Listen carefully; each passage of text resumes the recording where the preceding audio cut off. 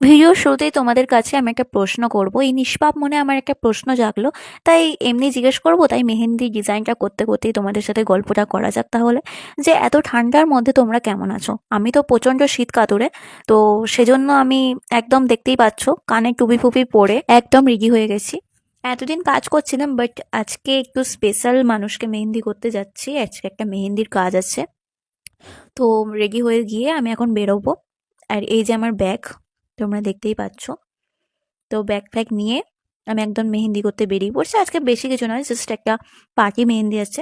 But ক্লায়েন্টকে আমার খুব ভালো লাগে, কারণ ক্লায়েন্ট হচ্ছে আমার মায়ের খুব প্রিয় একজন বান্ধবী, আমার একজন মনি। তো আই থিঙ্ক তোমরা আগে কোনো ভিডিওতেও দেখেছো তাকে, হয়তো তোমরা চেনো, আমার ভিডিও দেখেই তাকে।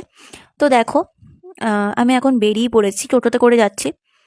তো আমি একটু ভাবতে ভাবতে যাচ্ছি চারিদিকে দেখতে দেখতে, কারণ খুব বোর ফিল করছিলাম। তারপর এখন চলে এসেছি লোকেশনে। একটু হেঁটে হেঁটে যেতে হচ্ছে, না হলে আমার 10 টাকাটা আর বাঁচতো না।